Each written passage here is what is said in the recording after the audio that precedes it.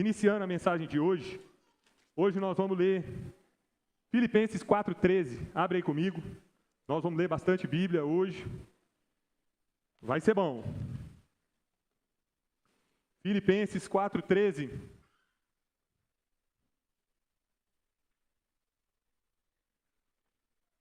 Quem achou, grita amém aí. Amém. Filipenses 4:13 diz assim: tudo posso naquele que me fortalece. Amém? Isso quer dizer que eu vou sair aqui hoje e vou poder fazer o que eu quiser da minha vida. Eu vou pegar o seu carro para mim. Se eu quiser, eu posso dar um soco numa rocha e ela vai despedaçar inteira. E eu acho que eu vou até voltar para casa voando, vou deixar meu carro aí, porque eu tudo posso naquele que me fortalece. Não é? Não, né? Não. É um versículo muito conhecido, mas ele é igualmente muito mal usado. Ele não significa que você vai pedir uma coisa para Deus e Ele vai fazer do jeito que você quiser e pronto, tudo posso, então Ele vai me dar tudo que eu quero. Não é isso que esse versículo está falando. Infelizmente. Deixa eu te fazer cair do cavalo. Não é isso que o versículo está falando. Embora eu sei que talvez você tenha sido ensinado dessa maneira. Para a gente entender o que Paulo estava dizendo, vamos dar 3 passos atrás. Vamos ler o versículo 10. Alegro-me grandemente no Senhor, porque finalmente vocês renovaram seu interesse por mim. De fato, vocês já se interessavam, mas não tinham oportunidade para demonstrá-lo. Não estou dizendo isso porque esteja necessitado, pois aprendi a adaptar-me a toda e qualquer circunstância. Sei o que é passar necessidade e sei o que é ter fartura. Aprendi o segredo de viver contente em toda e qualquer situação, seja bem alimentado, seja com fome, tendo muito ou passando necessidade. Tudo posso naquele que me fortalece. Amém, pessoal?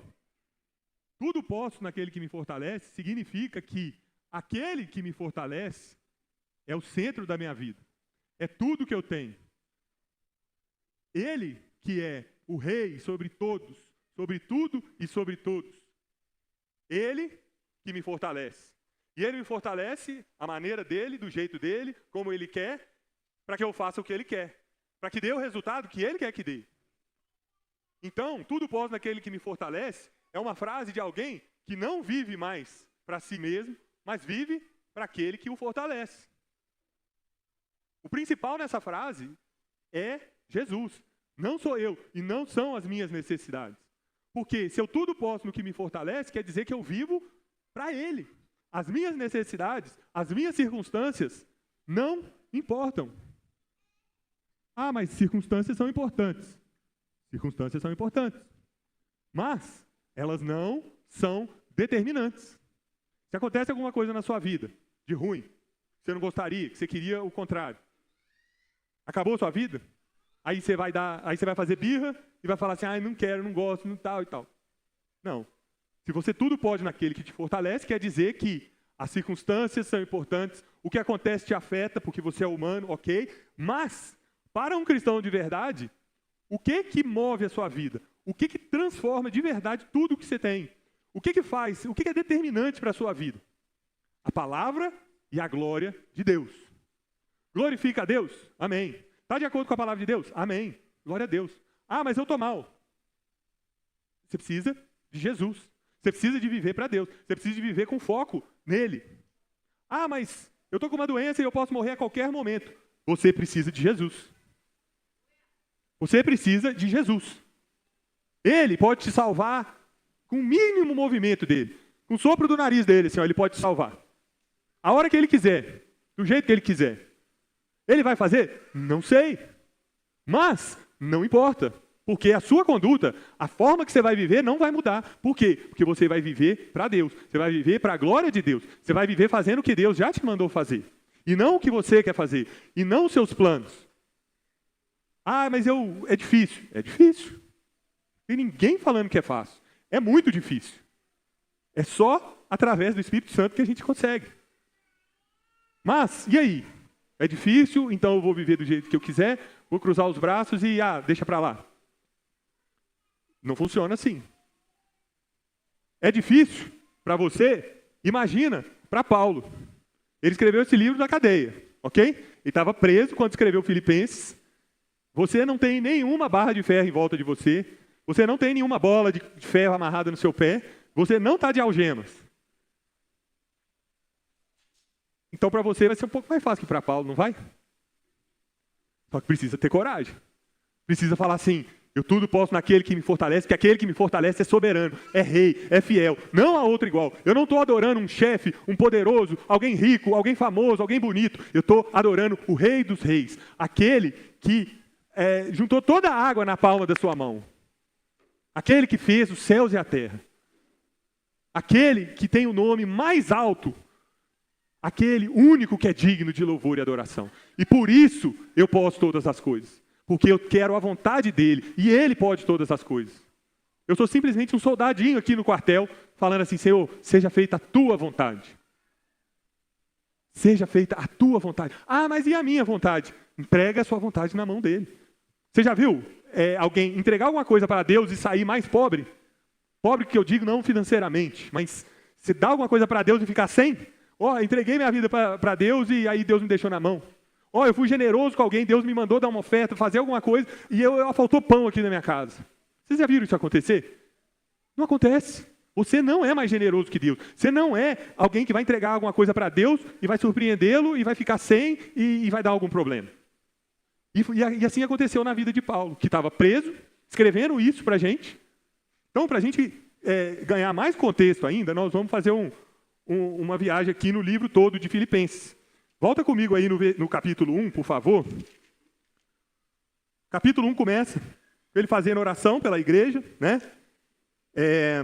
Aí, no versículo 12, olha que maravilha.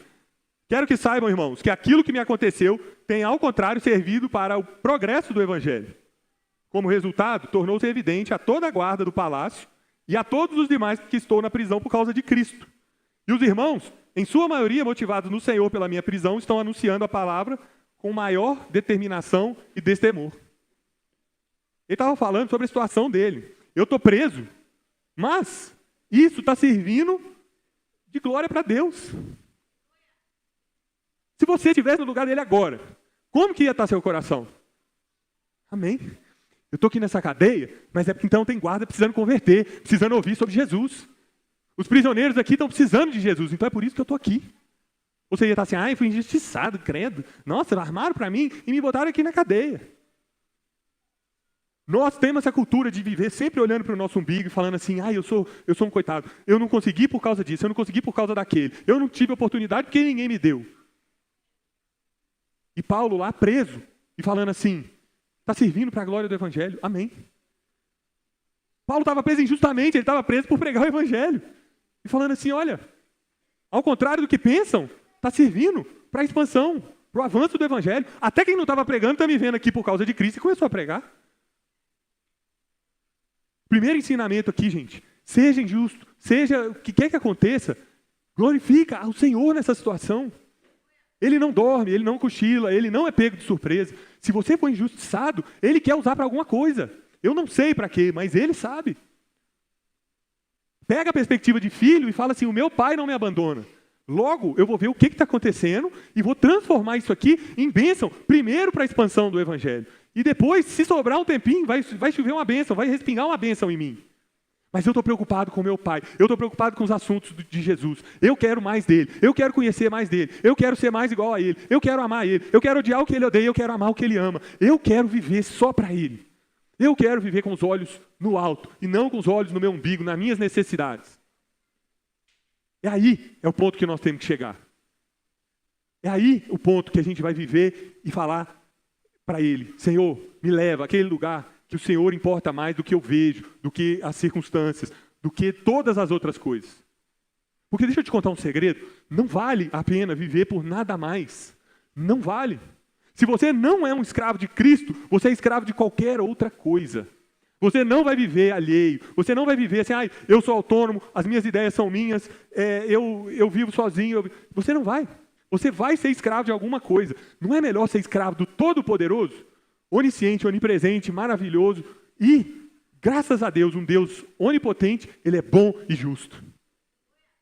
Não é melhor você falar assim, eu vou ser escravo desse Deus maravilhoso. E aí ele fala assim, então vem, mas eu não vou te chamar de escravo, não, eu vou te chamar de filho. Eu vou te chamar de amigo, vem e deixa eu controlar a sua vida. E aí, você vai ver o que vai acontecer. O que vai acontecer não é que você vai ganhar, não é que você vai ter todas as orações atendidas do jeito que você pediu.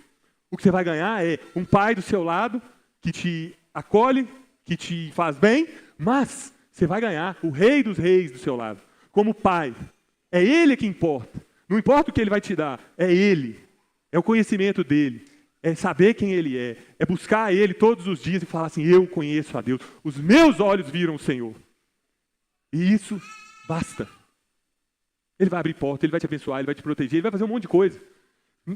Mateus 6, ele mesmo fala, eu já sei que você precisa dessas coisas. Pede, ok, mas eu já sei. Agora, você consegue viver para a minha glória? O que você faz? Você faz para Deus. Seja beber um copo d'água, seja trabalhar onde você trabalha, fazendo o que quer que você faça. Você faz tudo para a glória de Deus? Aí ele continua aqui. Versículo 20. Aguardo ansiosamente e espero que em nada serei envergonhado. Ao contrário, com toda a determinação de sempre, também agora, Cristo será engrandecido em meu corpo, quer pela vida, quer pela morte. Porque para mim, o viver é Cristo e o morrer é lucro. Não tem, gente, margem para você entender de uma forma assim, dá para levar no meio termo. Dá para ficar em cima do muro e, beleza, eu vou viver em cima do muro. Não, viver é Cristo. Paulo, é claro, viver é Cristo. Se o seu viver não é Cristo, não é para Cristo, não é para a glória dele, você está errado. Você precisa se arrepender e voltar para Jesus. O mundo, gente, a gente sabe que está perdido há muito tempo. Ontem, eu estava num lugar, jogando um esporte lá com os amigos, e aí começou a tocar aquela música, aquela música em inglês que fala, eu estou numa estrada para o inferno. A música famosa, glamourizada, de boa. Há alguns anos atrás, na própria Globo, tinha uma novela que tinha uma música que falava, a alegria do pecado tomou conta de mim. O mundo está completamente cego, gente.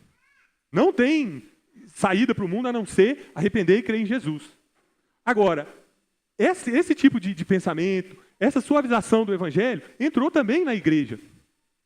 Ao longo do tempo, já tem mais de 300 anos, a teologia liberal entrou nas igrejas. E começou a tentar diluir a Bíblia. Não, a Bíblia não é literal. Jesus não morreu e ressuscitou. Cada vez que os discípulos falavam que ele ressuscitou, ele ressuscitava nos corações dos discípulos.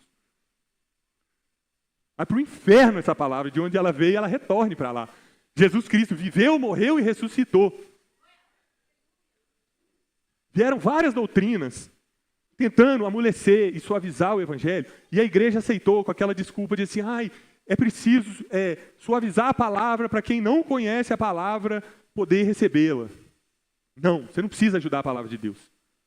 A palavra, desde sempre, e você pode ler no livro de Atos inteiro, toda a pregação, todo o evangelismo era falando, arrependam-se e creia no evangelho. Jesus Cristo morreu para a nossa salvação. É essa a mensagem. Nós não precisamos suavizar nada. Quem não se converter pelo evangelho, não vai se converter por nada mais.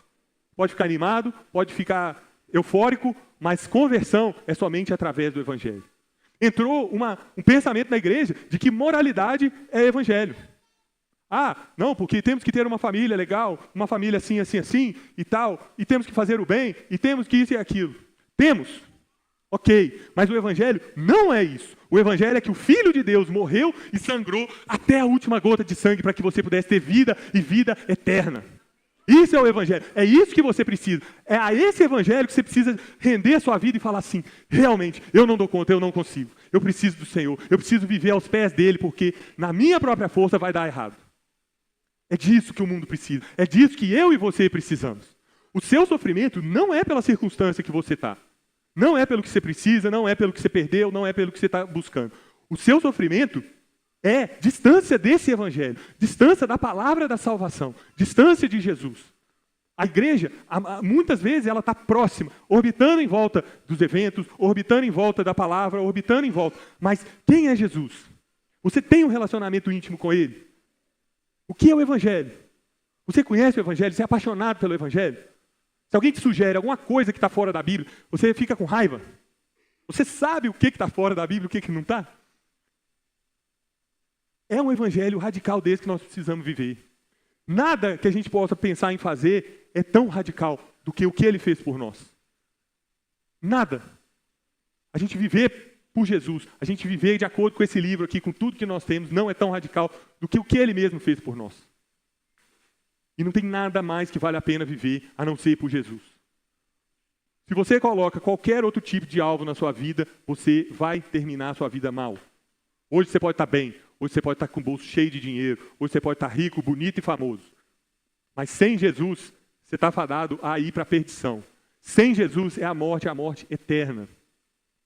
O que você precisa é saber que o Filho de Deus morreu no seu lugar para segurar a ira de Deus que vinha contra a impiedade na qual você nasceu. É disso que eu e você precisamos. E aí Paulo continua. Versículo 29. Pois a vocês foi dado o privilégio não apenas de crer em Cristo, mas também de sofrer por Ele. Opa! Mas o evangelista me enganou, porque ele falou que eu ia para Jesus e ia ficar tudo bem na minha vida. Tudo ia consertar. Você está com Jesus, agora acabou os problemas. Quem não conhece de Bíblia é enganado mesmo. Quando você converteu, você não conhecia, mas hoje você já conhece. Você continua sendo enganado? É um privilégio sofrer por Cristo. Se eu te chamasse e falasse assim, vamos comigo ali numa reunião onde tem pessoas que odeiam o Evangelho, odeiam a Jesus, e elas têm armas e pedras nas mãos. Bora lá. Deus está me direcionando a levar um grupo ali e falar de Jesus para aquelas pessoas. Você ia falar, você está louco? Espera aí que eu tenho compromisso ali. Mas Paulo está falando que é um privilégio sofrer por Cristo.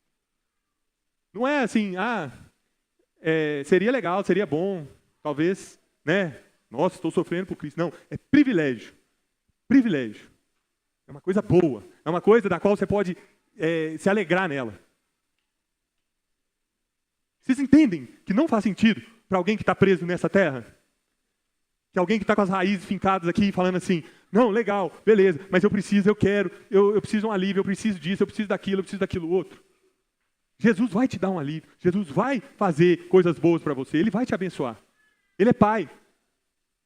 Ele é Pai. E Ele é um Pai todo-poderoso e bom.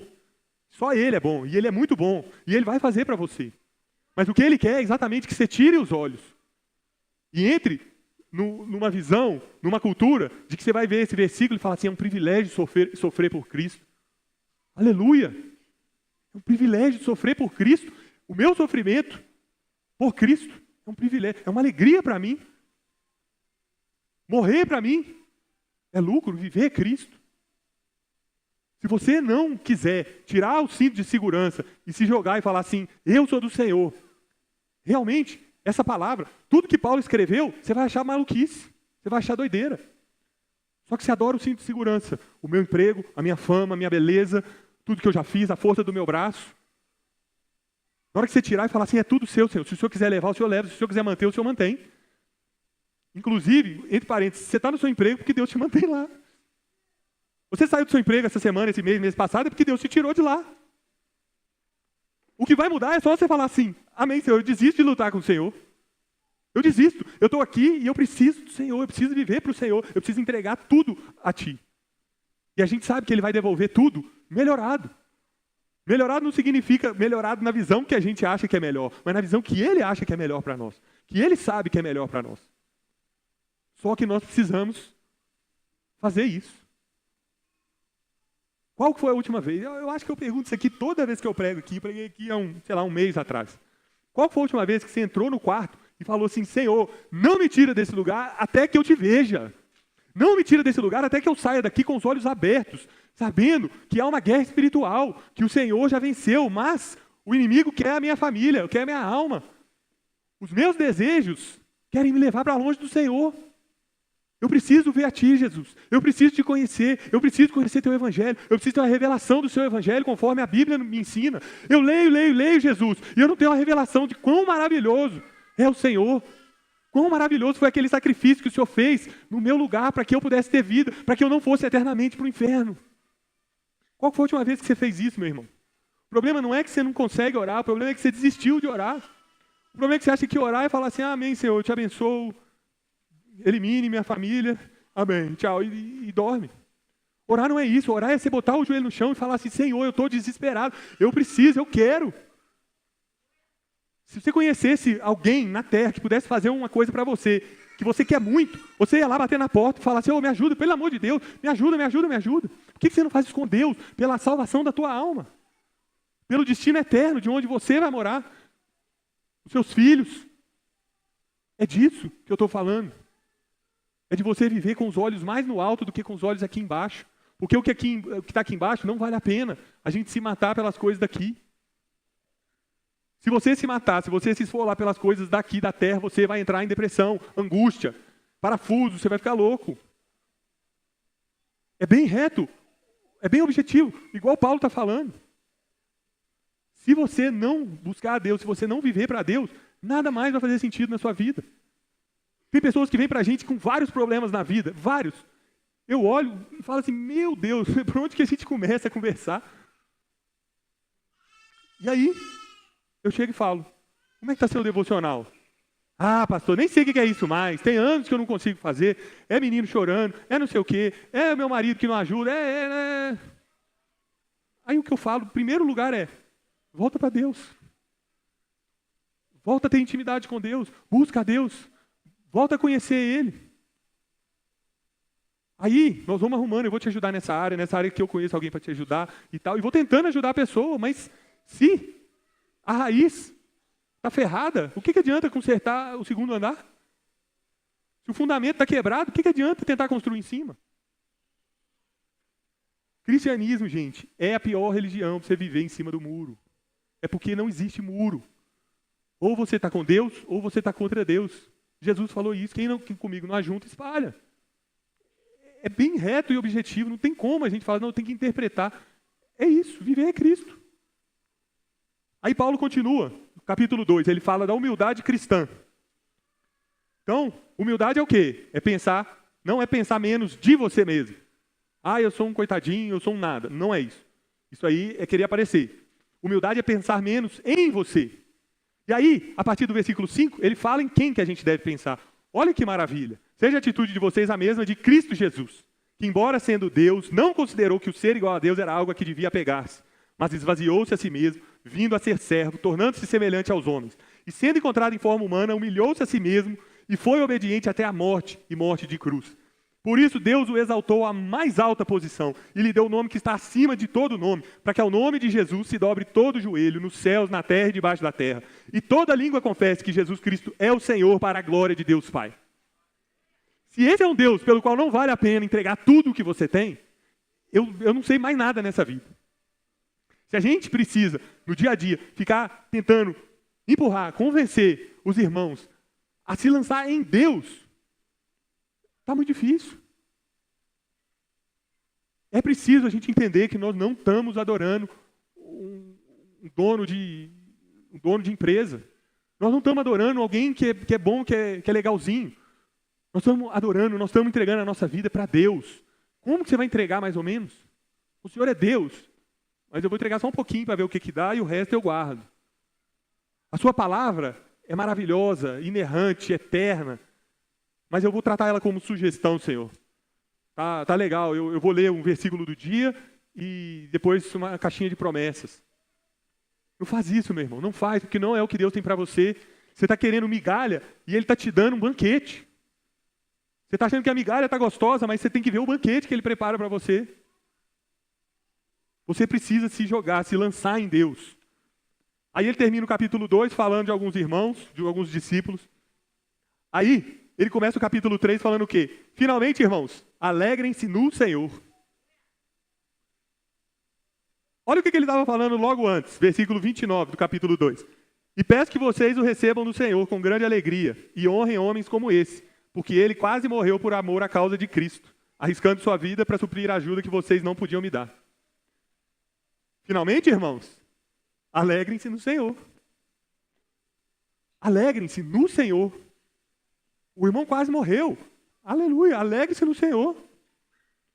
Alegrem-se nele. Não é na circunstância. Não é porque quase morreu e não morreu. Alegre-se no Senhor. Por quê? Porque o Senhor é fonte suficiente de alegria, independente da circunstância. Alegre-se no Senhor. É uma frase completa e suficiente. Você não precisa de complemento. Alegre-se no Senhor porque... Não, alegre-se no Senhor. O Senhor é bom, o Senhor é maravilhoso, o Senhor é rei, soberano e fiel. E Ele ainda se importou com a gente a ponto de enviar o seu único filho para morrer no nosso lugar. Não precisa de mais nada. Aí versículo 7. Mas para mim, o que era lucro, passei a considerar como perda por causa de Cristo.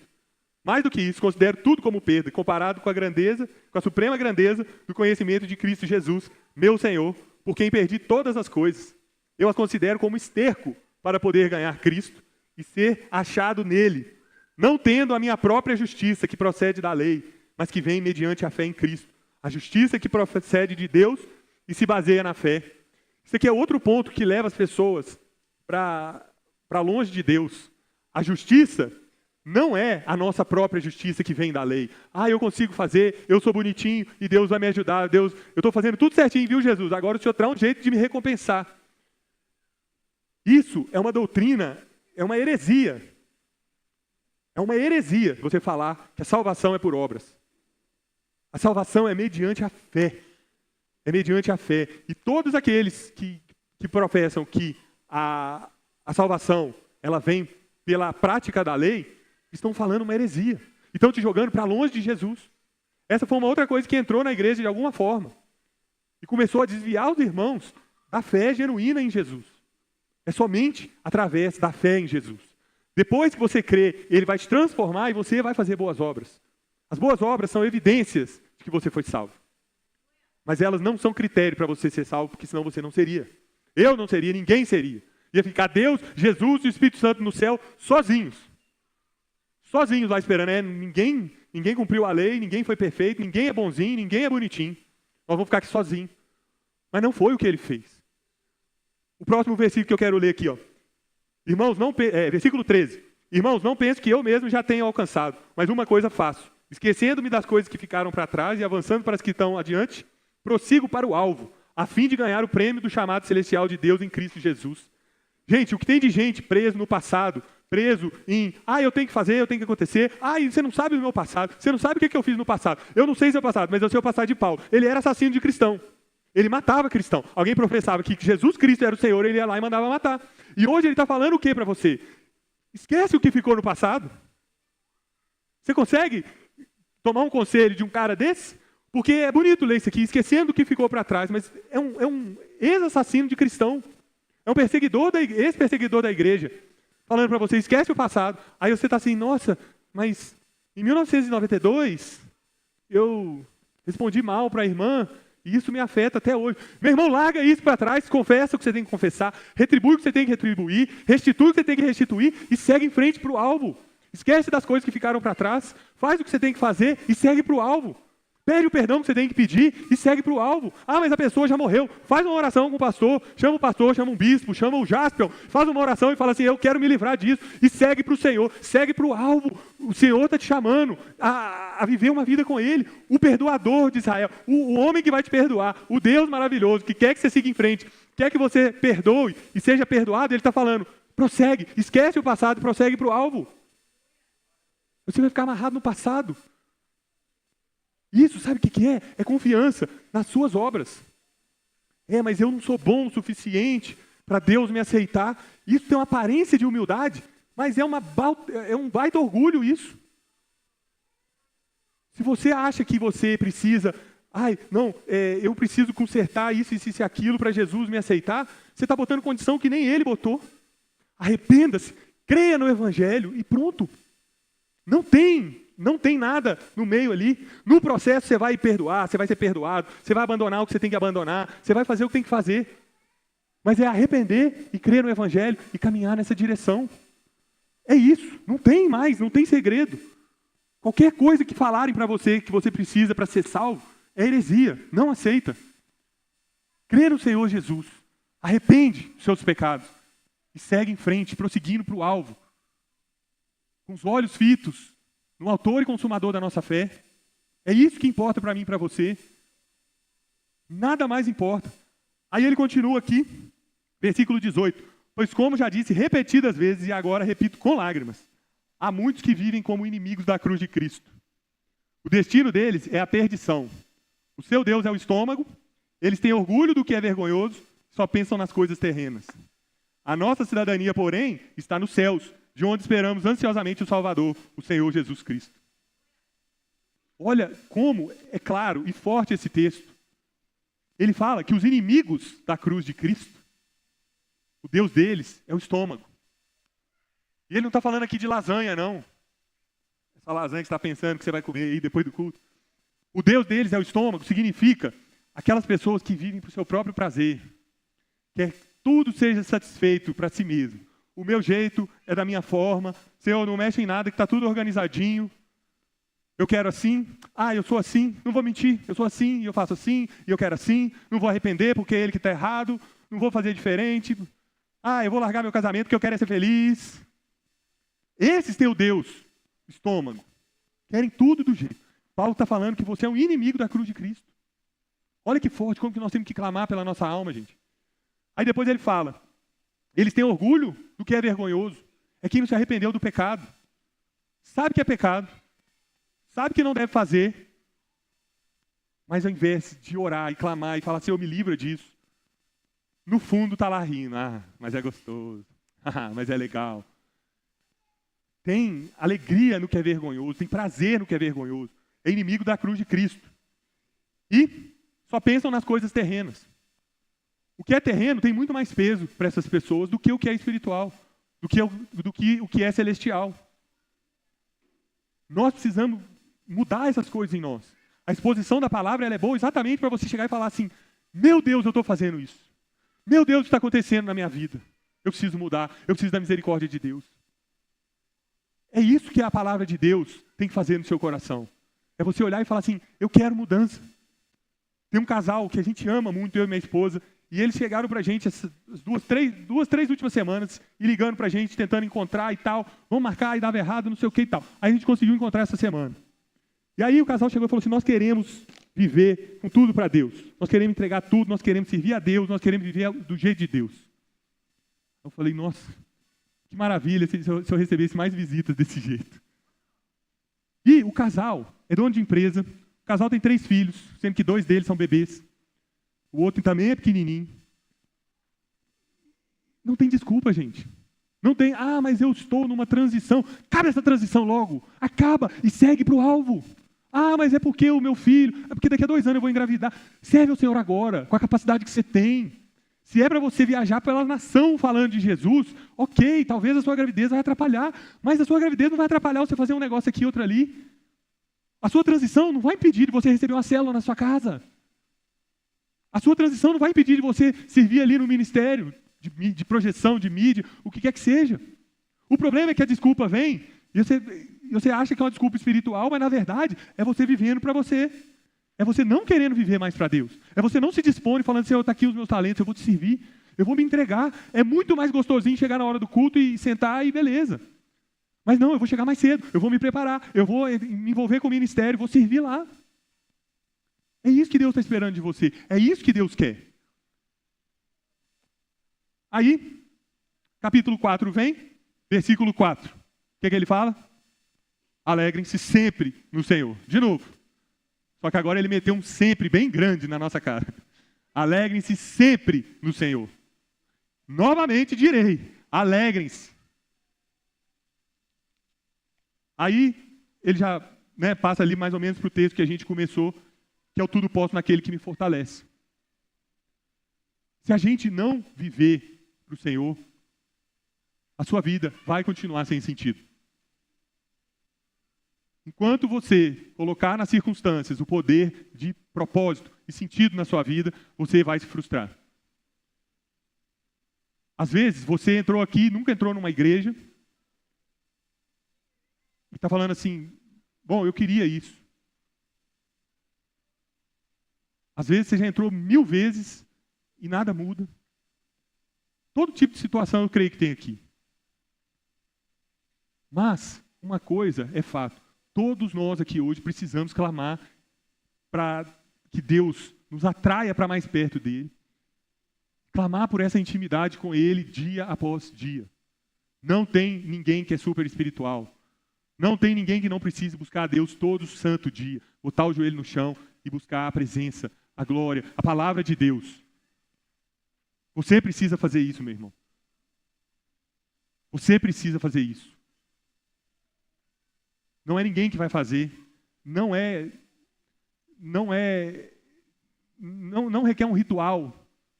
Eu tenho que usar as palavras certas. Não, as palavras certas estão aí, ó. Falada, eu tenho certeza. E aí você vai desabafar com Deus como você desabafa com um amigo. Fala assim, Senhor, eu preciso de mudança, eu quero. Eu não consigo mais viver do jeito que eu vivo. Vamos ficar de pé para a gente orar? Nós vamos fazer essa oração aqui. E a gente vai terminar já.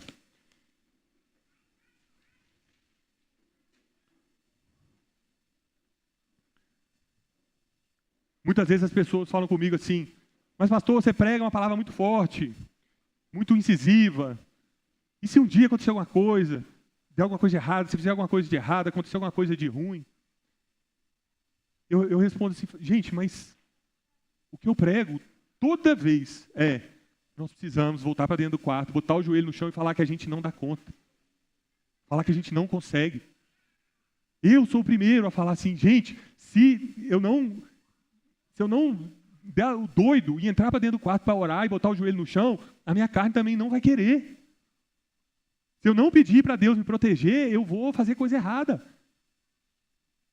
É isso que eu falo em todas as minhas mensagens. Meu irmão, você precisa clamar pela sua alma. Você precisa entender que compreender e aceitar a palavra de Deus é crucial para a sua eternidade. Não é crucial para a sua semana, não. Para o seu mês, é para a sua eternidade. E esse recado é, talvez, principalmente para quem vive dentro da igreja. Que às vezes a Bíblia vira paisagem. Às vezes nos versículos você acha que está tudo certo, mas tem anos que você não lê a Bíblia mais.